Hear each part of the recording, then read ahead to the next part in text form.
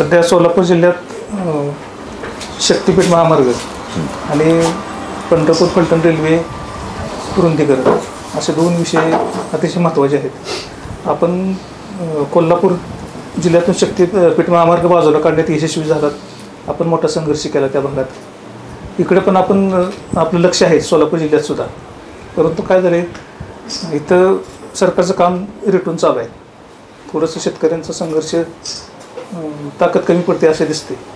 तर आपल्याकडनं अपेक्षा होती आपण ह्या पद्धतीने सोलापूर जिल्ह्यात आणखी थोडी ताकद द्यायला अशी अपेक्षा होती. तर आपण ह्या संदर्भात काय शक्तीपीठ महामार्गाबाबत आपलं काय पुढची भूमिका काय असेल? आजच आमचं भीमानगरला जिल्हा मेळावा झाला आणि त्याच्यामध्ये शक्तीपीठ महामार्ग हा अनावश्यक महामार्ग आहे. केवळ ज्यांच्या जमिनी जाणार आहेत त्यांच्यावरच अन्याय होतो अशातला भाग नाही, तर तो महाराष्ट्र राज्यालाच कर्जाच्या खाईत लोटणारा हा महामार्ग आहे. आता बघा, तुम्ही जर का सरकारची देणी बघितली तर ठेकेदारांचीच 90,000 कोटी रुपयाची थकबाकी आहे. 2 ठेकेदारांनी गेल्या 2 महिन्याभरामध्ये आत्महत्या केल्या. तुम्ही जर का कंत्राट बेसिसवर काम करणारे आरोग्य विभागाचे कर्मचारी बघितला, त्याच्यानंतर जिल्हा परिषदेचे कर्मचारी बघितला, नगरपालिकांचे सफाई कामगार बघितले, ह्यांचे 4-4 महिने झाले पगार झालेले नाहीत कंत्राट बेसिसवर असणाऱ्यांचे.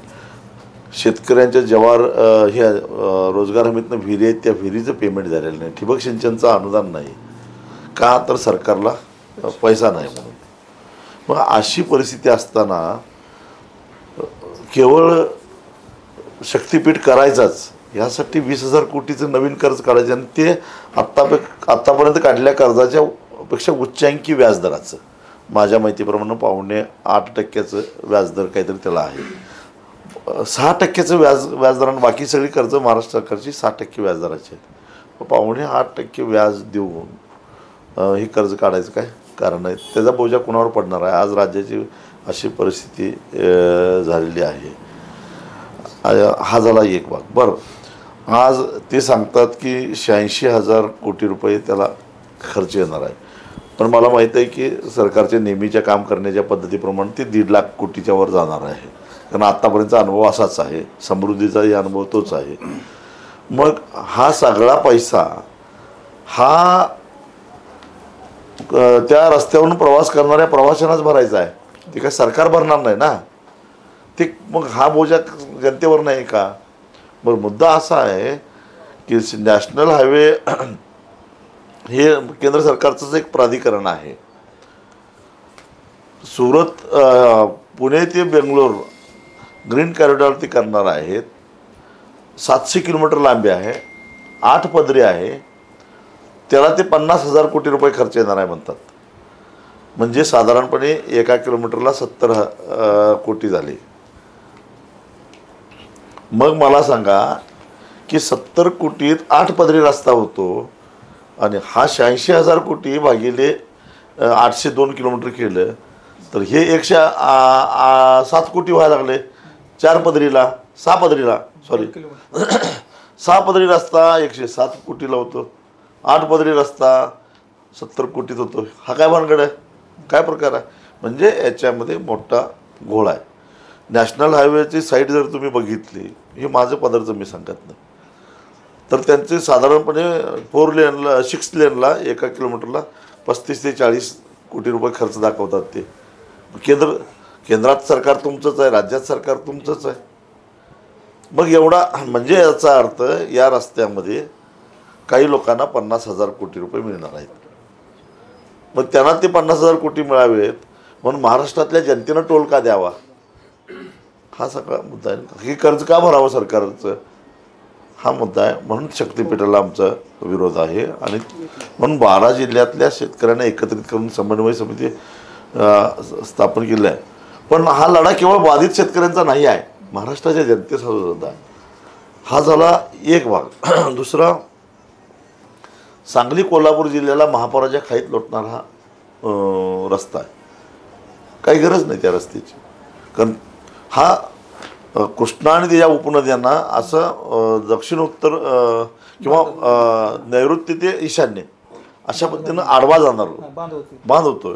आणि आधीच हे 2 जिल्हे महापुरानं त्रासलेले आहेत आणि त्याला महापुराला कारणीभूत असणारा आलमट्टी जसं आहे तसं नद्यावरचे पूलसुद्धा कारणीभूत आहेत.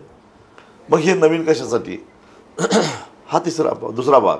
तिसरा भाग सिंधुदुर्गमध्ये हा इकोसेन्सिटिव्ह झोनमधून जातो आणि इकोसेन्सिटिव्ह झोनमधून जात असताना तिथं उत्खननाला परवानगी नाही. पण आता या रस्त्याच्या नावाखाली जवळजवळ 17-18 किलोमीटर लांबीचा सह्याद्रीला पोखरून असे 2 बोगदे निघणार आहेत, एक येणारा आणि एक जाणारा. आणि त्यातून मग तिथं बॉक्साईट मुबलक आहे. त्या बॉक्साईटला मग उत्खननाला परवानगी नाही म्हणून बोगद्याच्या निमित्तानं उत्खनन करायचा यांचा डाव आहे.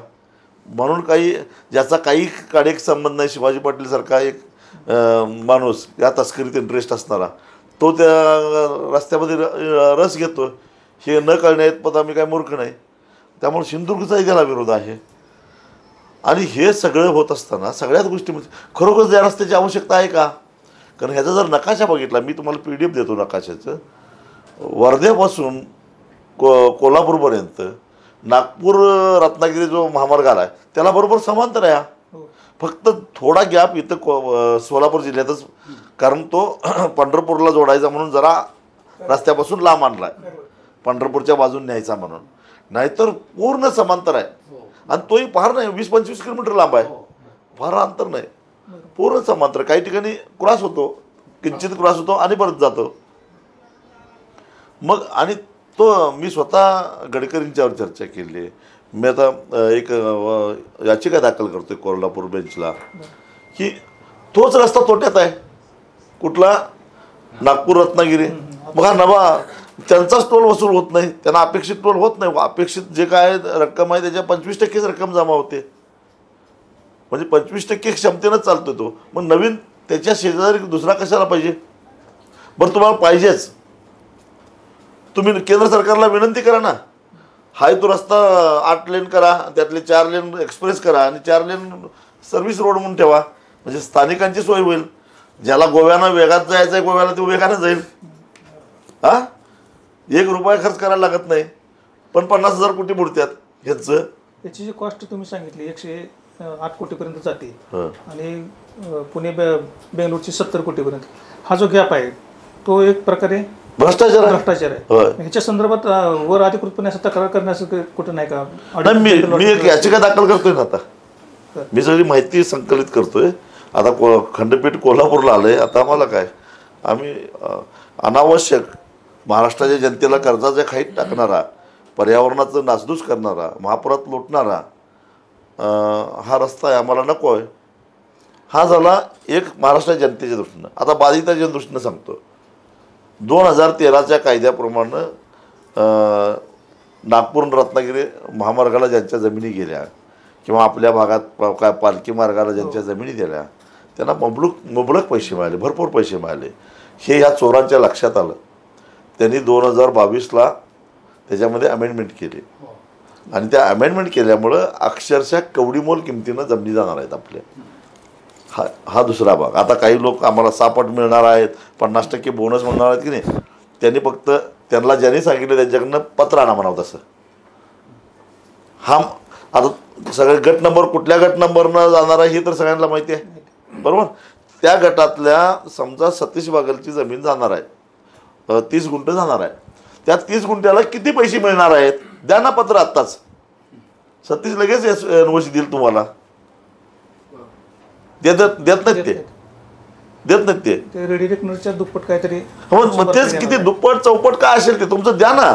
मग लोकांच्या डोक्यात प्रकाश पडेल की इथं कशी आपली फसवणूक होते. अहो, एकदा रस्ता झाल्यानंतर काय आपला अनुभव आहे, रस्ता झाल्यानंतर 2-4 वर्षानं पैसे मिळतात. कोण तुम्हाला विचारते मग एकदा रस्ता झाल्यानंतर? आता सोलापूर जिल्ह्यात त्यांनी सांगोला पंढरपूर तालुक्यात सक्तीनं सर्वेक्षण चालू केले, पोलीस बंदोबस्त. खरं तर बघा, संविधानानं आम्हाला आमचा अधिकार आहे. कोण आमच्या परवानगीशिवाय आमची जमीन मोजतातच कसं? आम्हाला अधिकार आहे ना आमच्या मालमत्तेचं रक्षण करण्याचं. त्यामुळं शेतकऱ्यांनी ठामपणानं आजचीच घटना सांगतो, आज ज्या ज्या ठिकाणी ते सक्ती पोलिसांना घेऊन गेले तिथं शेतकऱ्यांनी सांगितलं माझी जमीन मोजायची नाही, त्यांना परत जावं लागलं. ते भीती घालतात बाहेरच्यानी येऊन गुन्हे कशासाठी. मी माझी जमीनच मोजायची नाही म्हटलं तर गुन्हा कसं दाखल करायचा प्रश्नच काय येतोय. जमाबंदी लागू केली नाही जमा अहो मी एकट्यानंच सांगायचो मला माझीच जमीन मोजायची नाही. काय बाबा तुमचं म्हणणं आहे, जमीनच मोजायची नाही माझी. माझं शेतकऱ्यांना आव्हान एवढंच आहे, आम्ही तरी ताकदीनं बाहेरनं माणसं पाठवलं. आज परत गेलेले आहेत. हिंगोलीतली घटना सांगतो, फक्त चौघांनी संमती दिली, चौघांची जमीन मोजली आणि गेले. मग चौघांच्या जमिनीवर रस्ता होणार आहे का. शेतकऱ्यांनी ठामपणानं आम्ही जमावबंदी आदेश मोडून गोळा करतोयच लोक, पण समजा वैयक्तिक शेतकऱ्यांनी ठामपणानं सांगावं मला माझी जमीन मोजायची नाही. पुढं काय जवळ मोजता माझी जमीन. आपण गडकरींची चर्चा केली असं म्हणलात, गडकरी साहेबांची चर्चा केली. हा 40 कोटीचा जो फरक आहे किलोमीटरला, त्याबाबत त्यांनी काय उत्तर दिलं किंवा काय चर्चा केली नाही. ते म्हणतात राज्य सरकारचा प्रश्न आहे, तुम्ही काय बोलणार. माझं सांगा, माझा विचारा म्हणतात ते माझ्या नॅशनल हायवेचं. आता केंद्रानं जो स्लॅब बदलला आहे ह्याचा GSTचा, ते म्हणतायत की आम्ही 18चं 5वर आणलंय. तर खरंच शेतकऱ्यांना त्याचा फायदा होईल की आज तुम्ही बघताय जाहिराती शासन करते 45,000 रुपये ट्रॅक्टर कमी होईल वगैरे वगैरे, तर काय प्रत्यक्षात नाही एवढं फार एवढा फरक पडला. काही अंशी दिलासा मिळाला आहे, पण मुळामध्ये हा GST शून्यच पाहिजे होता शेतकऱ्याला. ह्याचं कारण तुम्हाला सांगतो का शून्य. कारण शेतकऱ्याला परतावा मिळत नाही ना GSTचा, व्यापाऱ्याला परतावा मिळतो. म्हणजे विकत घेतलं विकलं, पुढून GST वसूल करायचा, पाठीमध्ये देऊन टाकायचा, 2-3% आपण सोसायचं. तसं शेतकऱ्याचं काय आहे, सगळ्या वस्तू GST भरून खरेदी करायच्या आणि शेतकऱ्याने विकणाऱ्या वस्तूला GST नाही. त्यामुळे 100% बोजा शेतकऱ्यावर पडला ना. त्यामुळं 5% सुद्धा बोजा जास्तच आहे. आणि त्यात सुद्धा इलेक्ट्रिक मोटर म्हणा असून काही वस्तू अशा आहेत की त्याच्यावर GST त्यांनी कमी केलं नाही. आता त्याने काय म्हटलं, बायो पेस्टिसाईडला GSTतनं मी वगळलं. पण बायो पेस्टिसाईड किती लोक वापरतात, 1% सुद्धा नाही. 99% लोक केमिकल पेस्टिसाईड वापरतात, त्याला GST आहे. मग उपयोग काय त्याचा. आणि सगळ्यात मोठा आर्थिक बोजा आज शेतकऱ्यावर पेस्टिसाईडचाच आहे. आज जाहिरातबाजी तशी केली त्यांचं ते स्टाईलच आहे जाहिरातबाजी करायची. द्यायचं चिरमुरं आणि दिलाय म्हणायचं गुळाची ढेप, असला यांचं काम. पंढरपूर तालुक्यातल्या शेतकऱ्यांनी आज कोल्हापूर खंडपीठात याचिका दाखल केली शक्तीपीठाच्या विरोधात, आज दाखल झालेली आहे. तर आपण जिल्ह्यात काय तसं पुढच्या काळात आंदोलनाचं वगैरे काय नाही. आमची कृती आम्ही सर्वपक्षीय कृती समिती 12 जिल्ह्यातली केली आहे. आता वैयक्तिक कोणी केलं असेल तर आम्ही शेतकरी म्हणून नाही करणार. आम्ही त्याच्यामध्ये याचिका दाखल करत नाही, कारण 2022च्या दुरुस्तीनुसार शेतकऱ्यांना न्यायालयात जायचा अधिकारच काढून घेतलाय त्यांनी. आज शेतकऱ्यांनी दाखल केली, त्यामुळे मग ते वैयक्तिक केले असेल ते. आणि उद्या कदाचित कोर्ट आम्हाला असं म्हणू शकतं की तुम्ही कोर्टात आलाय तर मग आंदोलन का करताय, असं म्हणू शकतं. कोर्टाचं काय, म्हणून आम्ही दाखल करणार नाही. बाधित म्हणून करणार नाही. आता उदाहरणार्थ मी बाधित नाही, मी करू शकतो. किंवा अशा लोकांच्या मार्फत आम्ही महाराष्ट्राच्या जनतेवर बोजा पडतोय म्हणून आम्ही करणार आहे. ते इथेनॉल 20% मिश्रणाची परवानगी दिली, तुम्ही त्याचं समर्थनही करताय, गडकरी साहेबही त्या संदर्भात बोलत आहेत. तर खरंच शेतकऱ्यांना फायदा होईल या गोष्टीचा कसं 100%. आज तुम्हाला ऊसाचा जो काय दर मिळालेला आहे तो त्याचं कारण इथेनॉल पॉलिसी हे एक प्रमुख कारण आहेच, हे लक्षात ठेवा.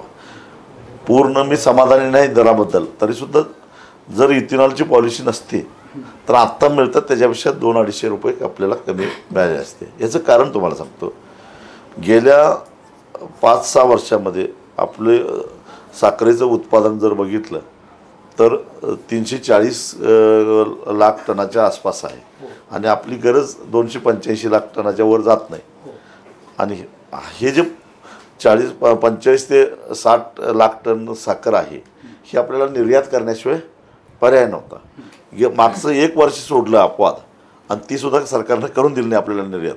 आंतरराष्ट्रीय बाजारात फक्त मागच्या वर्षी तेवढे चांगले दर होते, तर मागच्या सगळ्या वर्षामध्ये तोट्यामध्ये निर्यात करावी लागली, कारण त्याशिवाय इथले भाव स्थिर होत नव्हते. म्हणजेच साखर निर्यात करून फारसा साखर उद्योगाला पैसा मिळत नाही. म्हणून त्याच्यावर उपाय सरकारनं काय केला की उत्पादन आणि गरजेपेक्षा उत्पादन वाढलं की दर पाडतात. हा बाजारपेठेचा साधा नियम आहे. म्हणून उत्पादनच कमी करायचं म्हणजे काय, ऊस न लावणं हा त्याच्यावर पर्याय नाही. तर साखर ऊसातली दुसऱ्या बाजूला वळवणं म्हणजेच इथेनॉलला वळवलं. ते वळवण्याचा प्रयत्न सरकारच्या धोरणामुळे झाला. जवळजवळ 45,000 कोटी रुपयाची त्या धंद्यामध्ये गुंतवणूक झालेली आहे. आणि त्यामुळं अजून 45 नाही पण 25 ते 30 लाख टन एवढी साखर आज इथेनॉलसाठी वापरायला लागलेली आहे. मग हा फायदा नाही काय? आणि हा जर नसता तर या देशातला ऊस उत्पादक शेतकरी अडचणीत आला नसता काय? आणि म्हणून ही पॉलिसी योग्य आहे. आणि ही पॉलिसी योग्य आहे असं म्हणायचं नैतिक अधिकार मला आहे. कारण 2015 साली हे केमिकल फर्टिलायझर नाही आपलं पेट्रोलियम मिनिस्ट्रीचं जे स्टँडिंग कमिटी आहे त्या कमिटीचा मी सदस्य होतो. आणि आमच्याच कमिटीनं ही शिफारस केंद्र सरकारला केली आहे. त्याचा एक मी सदस्य होतो. प्रल्हाद जोशी त्याचे चेअरमन होते आणि मी त्याचा एक मेंबर होतो. आमच्या कमिटीनं अभ्यास करून सगळ्या बारीक सारीक गोष्टीचा केंद्र शासनाला तो अहवाल दिला होता आणि तो त्यांनी स्वीकारलेला आहे. आणि म्हणून मी त्याचं समर्थन करतो आहे. आता हे इथेनॉल मिक्स होतं आहे पेट्रोलमध्ये असं ते म्हणतात. आता काही लोकांचं म्हणणं आहे की त्याच्यामध्ये ॲव्हरेजमध्ये एक 10% फरक पडतो. मग 10% फरक म्हणजे काय? साधारणपणे हिशेब केला तर एक 50-55 ॲव्हरेज दर मोटरसायकलचं धरलं तर मग एक 5.5 किलोमीटर ॲव्हरेज कमी पडतं. मग त्याचा पैशात हिशेब केला तर एक 10 रुपये समजा तोटा होतो त्याचा. हा तोटा 10 रुपये एका बाजूला आपण गृहीत धरला तर दुसऱ्या बाजूला फायदा किती व्हायला लागला आहे देशाचा. परकीय चलन आपण जवळजवळ 1,40,000 कोटी रुपयाचं वाचवलं. पाहिजे तर केंद्र सरकारनं तेवढी किंमत कमी करावी डिझेलची कारण पेट्रोलची. कारण शेवटी मला हेही माहीत आहे की पेट्रोल बनतं आहे कितीला 35 ते 37 रुपयाला बनतं आहे. विकताय तुम्ही 105 रुपयाला. म्हणजे वरचे सगळे राज्य आणि केंद्र सरकारनं लावलेले टॅक्सेस आहेत. कमी करा ना तुम्ही. ही मागणी करू शकता तुम्ही. पण ही पॉलिसीच नको. आणि बरं ह्या ॲव्हरेज कुठल्या गाड्यांचं कमी होतं आहे? ज्या गाड्या E20ला अजून त्याला त्या पद्धतीनं बनवलेल्या आहेत जुन्या गाड्यांनाच ॲव्हरेज कमी होते. नव्या गाड्यांना ॲव्हरेजचा फारसा संबंध येत नाही. ह्याच्यामध्ये एकच त्याला लागून प्रश्न आहे की ह्याच्या कारणामुळे हे इथेनॉल बनवत असताना साखर उतार कमी दाखवावा लागले कारखानदार. त्याचा फायदा घ्यायला लागलेत ते. खरं तर ह्याचं कारण काय माहिती काय होतं की समजा इथेनॉल बनवायचं म्हणजे कशापासून बनवायचं तर ऊसाच्या रसापासून बनवायचं किंवा साखर तयार होत असताना जेवढी सहज निघते तेवढी साखर काढायची आणि बाकी सगळी मोलॅसिसमध्ये सोडून द्यायचं. ते वाढलेलं मोलॅसिस म्हणजे बी हेवी मोलॅसिस सहज निघतं आहे ते सी हेवी. ते साधारणपणे एका टनापाठी मग 40 किलो निघतं. आणि समजा 60 किलो निघालं तर वरचं 20 किलो हे बी हेवी मोलॅसिस म्हणायचं. आणि या बी हेवीपासून तयार झालेल्या इथेनॉलला दरही चांगला आहे. आता नेमकं किती टक्के साखर किंवा किती टक्के रिकव्हरी इथेनॉलसाठी वापरले हे कोण ठरवणार? तर हे ठरवणारी यंत्रणा महाराष्ट्रातली आहेत ती म्हणजे वसंतदादा शुगर इन्स्टिट्यूट. ते तपासणी करतात, त्याचं ऑडिट करतात आणि ते सर्टिफिकेट देतात. आणि मग ती कमी झालेली रिकव्हरी अधिक वापरलेली रिकव्हरी याची बेरीज म्हणजे कारखान्याची सरासरी रिकव्हरी धरली जाते. आता यात गंमत अशी आहे की एकच यंत्रणा ठेवली ह्याला आमचा आक्षेप आहे. कारण वसंतदादा शुगर इन्स्टिट्यूट ही काही सरकारी संस्था नाही आहे. तो एक ट्रस्ट आहे आणि त्या ट्रस्टचे ट्रस्टी आहेत महाराष्ट्रातले खाजगी आणि सहकारी साखर कारखाने. पूर्वी वसंतदादांनी सहकारी साखर कारखान्यांनाच ट्रस्टी बनवलं होतं पण पवारसाहेबांच्या कृपेनं खाजगी कारखानदारही त्या ट्रस्टीमध्ये आता गेलेले आहेत. खाजगी आणि म्हणजेच त्या वसंतदादा कारखान्यामध्ये जे काही शास्त्रज्ञ किंवा जे काही एक्सपर्ट आहेत ते तपासणी करायला येणार. त्यांचे मालक कोण? कारखानदार. आणि तपासणार कोणाची तपासणी कोणाची करणारी? कारखानदारांची. ते नीट रिपोर्ट येईल का? त्याला IIT आपलं पवई किंवा असं इन्स्टिट्यूटला द्यायला पाहिजे होतं ना. आणि मग त्यांनी व्यवस्थित सरकारी यंत्रणेला द्यायला पाहिजे होतं. किंवा अशी एकच यंत्रणा 200 कारखाने आणि एकच यंत्रणा कशाला 2-3 यंत्रणा तयार करा आणि तसा म्हणजे त्याला पारदर्शकपणे त्याचा हिशेब होईल. हा झाला एक भाग. दुसरा भाग, तुम्ही माझी साखर इथेनॉलसाठी वापरताय आणि मला ऊसाचा दर म्हणून मोलॅसिसचे पैसे देताय. हा काय प्रकार आहे? म्हणजे मोलॅसिसचे किंवा ऊसाचे साखरेचे पैसे देताय. मला इथेनॉलमधला हिस्सा ठेवायला पाहिजे ना. इथेनॉलचाच हिस्सा ठेवायला पाहिजे. आता ही सिस्टीम केली असती तर शेतकऱ्याला अजून जास्त पैसे मिळाले असते आणि ते करायला पाहिजे असं आमचं म्हणत आहे. सहकारी साखर कारखान्याच्या खाजगीकरणाविरुद्ध तुम्ही शेतकरी संघटनेनं मोठं आंदोलन केलं किंवा मागच्या काळात मोठा आवाज उठवला होता. आज सोलापूर जिल्ह्यात बघितलं तर 5 ते 6 साखर कारखाने जे सहकारी होते ते आता खाजगीच्या घशात गेलेत किंवा प्रोसेस चालू आहे. पंढरपूर तालुक्यातले सुद्धा 2 साखर कारखाने आता जवळपास खाजगीच्या ताब्यात गेलेत. आजच्या काळात हा प्रकार वाढतच आहे खाजगीकरणाचा.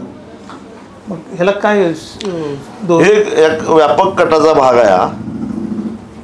एक तर कारखान्याला प्रचंड कर्जबाजारी करायचं, कर्जबाजारी करण्यासाठी प्रोत्साहन द्यायचं.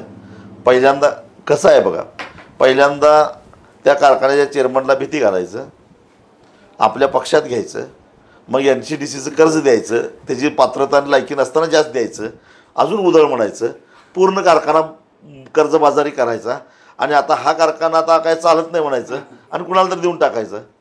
हे असं मोडस ऑपरेटी आहे यांची. साखर कारखान्यांना मोठ्या प्रमाणात कर्ज दिलं, पण ते कर्जाचा विनियोग होतो का नाही ही याच्याबद्दल काही शेतकरी काही बोलत नाही आणि कुठली संघटना वगैरे सुद्धा त्याबाबत काही आवाज उठवत नाही. आता आमचं आयुष्यच गेलं त्यात आवाज उठवण्यात गेलं की आणि कोणी बोलणार तर आमच्याशिवाय कोण शिल्लक राहिले सांगा बघू. आता ते सरकार मान्य संघटना आहेत त्या कशा बोलतील, ज्या आहेत त्या राहिलेल्या. कोट्यावधीचं कर्ज दिलं जातं. ती आपली ऊस परिषदेची काय तयारी या भागात पूर्वी आपली ऊस परिषद हो, आजच आमचा निर्णय झाला की ऊस परिषदेच्या आधी एक मोठा मेळावा घ्यायचा पंढरपूरमध्ये. पंढरपूर किंवा बघू आता ठरेल आमच्या जिल्ह्याचं, बहुतेक पंढरपूरच. आपली जयसिंगपूरची तारीख ठरली नाही, आता ह्या आठवड्यात ठरेल आमची तारीख. अजून ठरायची आहे. त्याच्या आधी अजून आम्ही पावसाचा अंदाज घेतोय. परतीचा मान्सून अजून किती दिवस टिकणार त्याच्या. समजा सरकारनं 15 ऑक्टोबरला कारखाने सुरू करायचे ठरवले, पण पाऊसच पडत राहिला तर कुठले काय कारखाने चालू होणार आहेत. शक्तीपीठ महामार्गासारखंच पंढरपूर आणि फलटण हा रेल्वे मार्गाचा विषय आता पुढे आला आहे. रेल्वेच्या विभागानं इंग्रज काळात ते भूसंपादन केलेलं आहे असं ते रेल्वेचा दावा आहे. आणि सरळ शेतातून जिथं जिथं त्यांची हे आहे तिथं ते पुनरावायला चालू केले, पोल लावायला चालू केले. त्या शेतकऱ्यांची घरं आहे ती, विहिरी आहे त्या. हा विषय आता माझ्याकडे आजच आला आहे. मी जर त्याची माहिती त्याच्या उत्तर 7-12 उत्तर नोंदी नाही त्या. अलीकडच्या काळात अनेकांनी जमिनी विकल्या, खरेदी केल्या, त्याच्यात कुठे व्यवहार अडथळे नाहीत. तर हे सगळं ते नगरपालिका शहरातला विषय वेगळा आहे. पण ग्रामीण भागातला विचार केला तर शेतकरी आज मला सोलापूर जिल्ह्यात आल्यानंतरच हा विषय आलाय माझ्याकडे. आजपर्यंत नव्हता आलं. ते माहिती घेतो मी जरा सखोल माहिती घेऊन त्याच्यावर आपल्याला भूमिका घेता येईल. जर खरोखरच आधी हे करून घेतलं असेल, संपादन केलं असेल तर आतापर्यंत काय झोपा काढत होतं का रेल्वे खातं. आणि त्या काळात ते आरोग्याची रेल्वेसाठी भूसंपादन केलेलं आहे. आता यांनी ब्रॉडगेजच्या बघा, साधा सुप्रीम कोर्टाचा एक साधा नियम आहे. पूर्वी लोक अगदी असं सवलतीनं, म्हणजे समजा गावाला रस्ता नाही म्हणून लोक म्हणायचे आमच्या शेतातनं घेऊन जा. त्यावेळी काय पैसे मागत नव्हते. आणि नंतर मग जेव्हा 2013च्या कायद्यानंतर पैसे जास्त मिळायला लागले किंवा तोच रस्ता ज्यावेळी रुंदीकरण करायचा मुद्दा आला त्यावेळी आधी कब्जामध्ये असलेल्या जागेचे पण लोक पैसे मागायला लागले आणि प्रकरण सुप्रीम कोर्टापर्यंत गेलं. सुप्रीम कोर्टानं असा निकाल दिला की 20 वर्षापेक्षा आधी जर सरकारनं किंवा रस्ते महामंडळानं कुठलाही मोबदला न घेता जर जमीन घेतली असेल तर त्याचा मोबदला मागण्याचा अधिकार शेतकऱ्याला आता राहिलेला नाही. कारण तुम्ही 30-20 वर्ष काय का बसला असं म्हणून तो शेतकऱ्यांच्या उलटा निकाल दिला आहे. मग तोच न्याय रेल्वेला लागू होत नाही का? रेल्वेचं काय म्हणणं आहे, कधी आहे तुम्ही जर का पूर्वी अक्विजिशन करून ठेवलं असेल आणि तुम्ही समजा घेतलं, तुम्ही त्यावेळी काही नाममात्र घेतला असेल किंवा संमतीपत्र घेतलं असेल, तुम्ही त्याच्यावर काहीच केलं नाही आणि 20 वर्षापेक्षा जास्त काळ जर शेतकऱ्यांनी ती जमीन वापरली असेल तर ती शेतकरी झाली नाही का? जर सरकारनं वापरली असेल तर सरकारची झाली. तोच नियम शेतकऱ्याला लागू होत नाही का? रेल्वेचं म्हणणं आहे आम्ही ती जमीन महाराष्ट्र शासनाकडं हँडओव्हर केली महसूल रेल्वेनं आणि भारत सरकारनं बघून घ्यावं ना, आमचा काय संबंध आहे? आमच्या ताब्यात 20 वर्षापेक्षा जास्त आहे, बरोबर आहे की नाही? आणि महसूलनं त्याच्यावर शेतसारा शेतकऱ्याकडनं वसूल केला आणि शेतकऱ्याला करारानं दिलेली आहे. त्यामुळं ताबा आमचाच आहे असं रेल्वेचा दावा आहे. करार असं कुठं आहे? करार दाखवावं. आहे काय बघा शेतकरी शेतसारा भरते रेल्वेचा, असे पण काय प्रकरण आहेत. आपल्या भागात नाही. 12 वर्षापेक्षा जास्त आपल्याकडे असलं तर कुठे हो नाही, त्याला ते जरा पूर्वी ॲक्विजिशन झालेलं असेल तर त्याला त्याच्यावर न्यायालयीन लढा लढता येईल त्याला. आता शेतकरी अहवाल दिलाय ते आणि त्यांना कोण माहिती देत नाही, भूमी अभिलेख सांगत नाही, रेल्वे काय सांगत नाही, त्यांचं सगळं कोणाचं मिळत नाही. नाही ते सविस्तर माहिती घेऊन त्याला न्यायालयीन लढा लढून शेतकऱ्याला न्याय मिळवून देता येईल जर असं असेल तर. पूर्वी अधिग्रहित झालेला आहे असं जर ते दावा करत असतील तर तुम्ही झोपा काढत होता काय? आधीच घ्यायला पाहिजे. काय गंभीर आहे, लोकांनी मोठे मोठे सोसायटी बांधल्यात, घरं बांधलीत आणि त्याला परवानगी दिलेत नगरपालिकेने. म्हणजे किमान त्या जागेवर बांधकाम करू नये असं तरी उल्लेख पाहिजे, पण तसं काही हरकत घेतली. पंढरपूर शहरात मुळामध्ये जमिनी येणे झाल्यात, त्याच्यावर नगरपालिका बांधकाम नगर रचना विभागानं याला परवानगी दिलीच कशी? बांधकाम परवानगी बांधकाम परवानगी लोकांनी त्यात हाऊसिंग सोसायटी बांधल्या, ग्रामीण भागात पण झालेले. नाही. आणि बघा राज्य सरकारची मोठी चूक आहे. ते जर म्हणत असतील आम्ही सारावर घेत होतो, मग हे नगर रचना विभागानं दुसऱ्याच्या जमिनीवर तुम्हाला घर बांधायला कशी परवानगी दिला? हा, होणार नाही ना तसं. बँक लोन झाले असते. अतिक्रमणाच्या जागेला सुद्धा बांधकाम परवाना देत नाही तिथं. मग एक प्रकारचं अतिक्रमणच झालं ना ते. परवाना दिलाच कसा? वीज कनेक्शन कसं मिळालं? बँकेला मॉर्गेज हे रेल्वेला जा विचारायला पाहिजे. शेतकरी कमी पडतो या वैयक्तिक पर्सनली. शेतकरी एकत्रित आले तर आमचं संघटना लक्ष घालेल त्याच्यामध्ये. काय सचिन? वाखरी गादीगावचे आहेत लोक एकत्र बऱ्यापैकी हे लागले ते. त्यांची बैठक घेऊ आपण. हो. आणि आपल्याकडे डाटा आहे तो गोळा करून साहेबांना. तुम्ही महायुती सोबत काम केलंय, त्यापूर्वी महाविकास आघाडी सोबत पण काम केलंय, पण आता या क्षणाला कोण जवळ वाटतंय तुम्हाला? कोण बरं वाटतं? आता काय एक अतिविषारी आहे, कमी विषारी असं सांगावं लागेल. तसंच आहे, दुसरं काय सांगायचं. या प्रश्नाला शेतकऱ्यांचे प्रश्न जसे तसे आहेत, उलट त्यावरचे उग्र होते आणि शेतकरी संघटना विभागाला गेलेत, कमकुवत झालेले आहेत. तर भविष्यात ह्या शेतकरी संघटना आवाज बुलंद करण्यासाठी जे समविचारी आहेत, सर्वसामान्य लोकांचं कल्याण करायला पाहिजे आणि त्यासाठीच आम्ही आमचं जीवन सगळं सर्वस्व अर्पण केलेलं आहे असं म्हणणारे राजकीय पक्षातले एकापेक्षा एक नेते एकाच बाजूला चाललेले आहेत. हे चित्र दिसत असताना संघटनातले काही लोक गेले तर काय, कशाला चिंता करायची, नवीन तयार करायचे. तेच या प्रश्नाला जोडूनच 2014ला सोलापूर जिल्ह्यामध्ये संघटनेची एकेकाळी खूप मोठी राजकीय ताकद होती आणि आत्ताचं चित्र आपण बघितलं तर कुठेतरी ती राजकीय ताकद संघटनेची कमी झाल्यामुळे संघटनाचे आंदोलन असतील किंवा संघटनेनं उचललेले प्रश्न असतील ते मार्गी लागायला कुठेतरी मर्यादा येत आहेत का? त्याला काही अंशी लोकांना सुद्धा मी जबाबदार धरेन. फक्त प्रश्न तयार झाला की संघटना आठवणं आणि प्रश्न संपला की संघटनेला विसरणं ही जी लोकांची प्रवृत्ती आहे त्याचे हे सगळे परिणाम आहेत. लोकांच्या मनात आता भावना ही आहे की जे नेतृत्व करणारी पुढची पिढी होती ती त्यांच्या स्वार्थासाठी पक्षाच्या दावणीला गेली, मग आम्ही किती दिवस त्या ठिकाणी पाठीमागे झेंडे सांभाळत बसायचे? नाही, मग बघा एक गेला तर दुसऱ्यानं झेंडा घेतलाच पाहिजे ना. खो खोमध्ये एकाच खेळाडूवर आपण राहतोय काय, लगेच दमला की दुसऱ्याला खो देतोय, तसं आपण कुणीतरी चालू ठेवलं पाहिजे काय नको? तोपर्यंत शरद जोशींच्या नंतर चळवळ थांबली का जमेल त्या पद्धतीनं मी ती रेटत राहिलोच की नाही, तसं माझ्यानंतर कुणीतरी तयार व्हायला पाहिजे, ती रेटत राहायलाच पाहिजे. समजा उद्या माझ्या मनात स्वार्थ निर्माण झाला तर माझी जागा घेणारा कोणतरी तयार व्हायला पाहिजे का नको? प्रश्न संपत नाहीत. नाही, त्यासाठी तुम्ही स्वतंत्र अशी चळवळ बळकट करण्यासाठी त्याचा पाया तयार करण्यासाठी अशी काय चळवळ शिबिरे वगैरे घेणार आहेत की नाही? चालूच असतात. आज त्यासाठी चालू होतो मी. अशी येतेच जाते, पण ज्यावेळी शिबिरातनं तळापासून कार्यकर्ता घडला जातो तो कुठेतरी चळवळ मोठ्या प्रमाणात व्यापक करू शकतो, पण अशी होताना आता अलीकडे दिसत नाहीये. नाही, गेल्या वर्ष 2 वर्षामध्ये लागोपाठ सगळ्या निवडणुका ह्याच्यामध्ये थोडंसं विस्कळीतपणा आला होता. एक नवीन पॉलिटिकल कल्चर सध्या महाराष्ट्रामध्ये विकसित व्हायला आहे. त्याला काही अंशी चळवळीतल्या कार्यकर्त्यांना सुद्धा दबाव बळी पडत आहेत.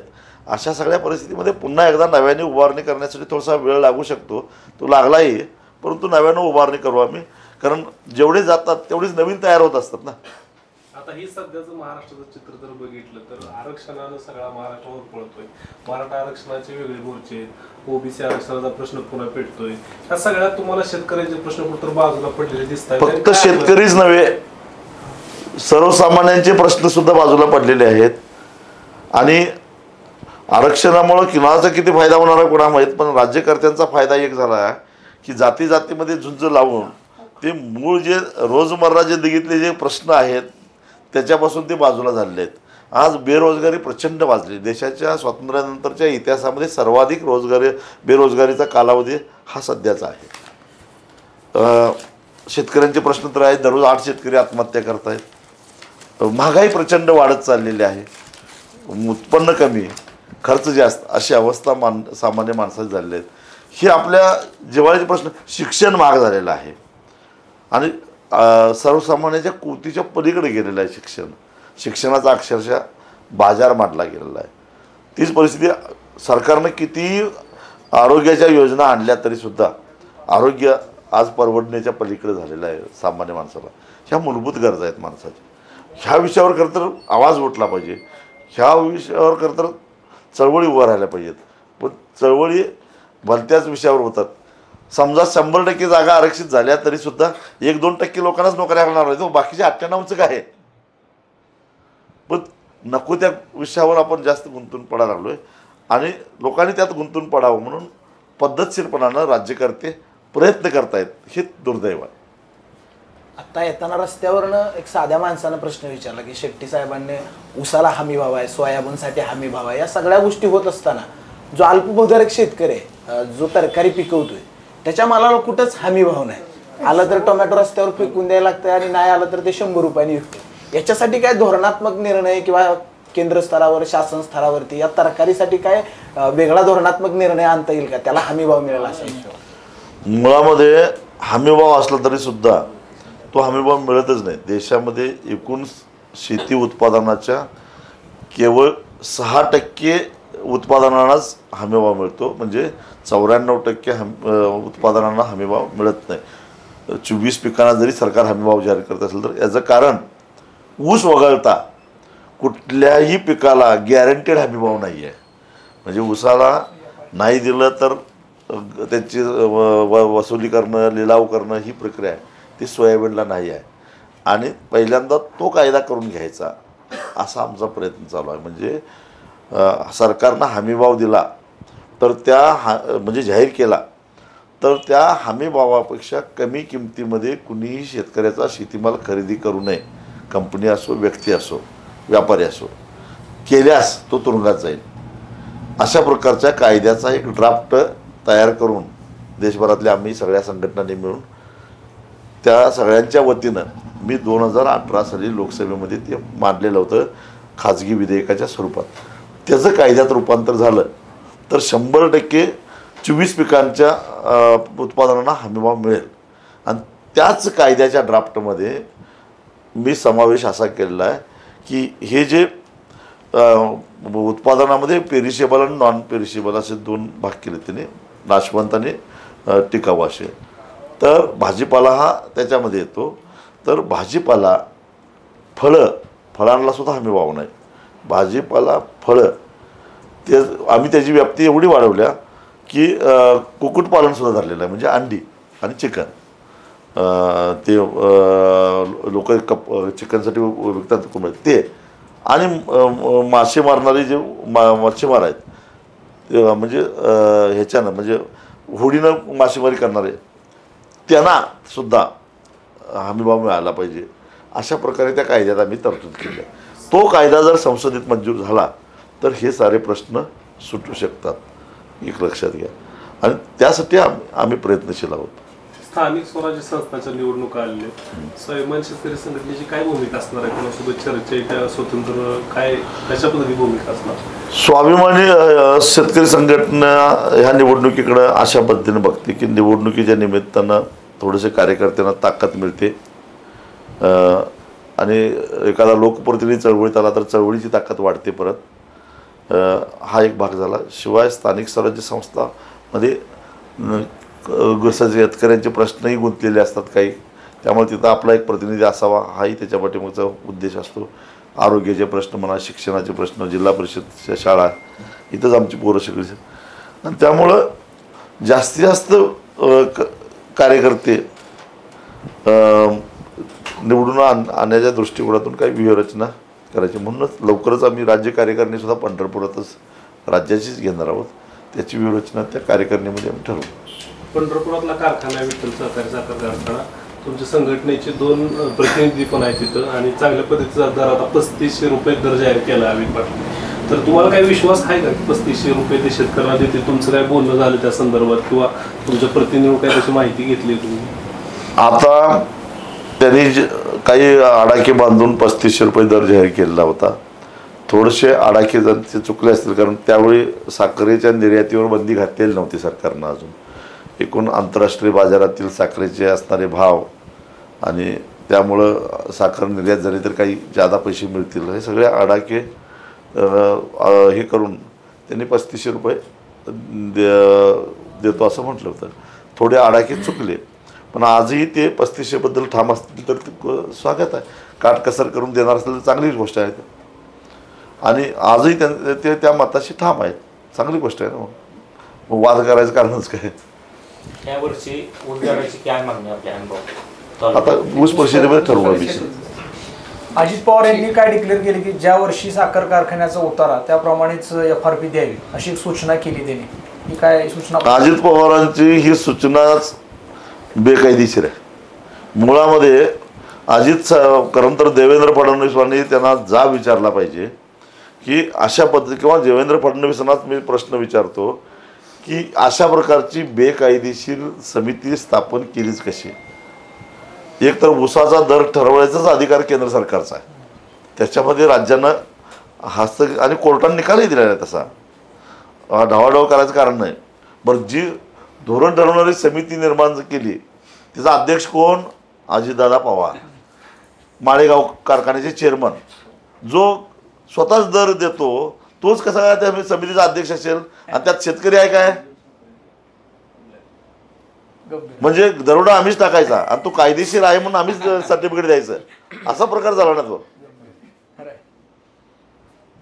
शेतकरी संघटना सध्या हमीभाव ऊस दर यासाठी जरी आंदोलन करून जरी कारखानदाराला जाब विचारत असली तर जिल्ह्यातले काही सहकारी साखर कारखाने शेतकऱ्यांच्या मालकीचे आहेत, सभासदांचे. ते आता खाजगीकरण होत आहे किंवा खाजगी भाग भांडवलदारांना चालवण्यासाठी दिले जात आहेत.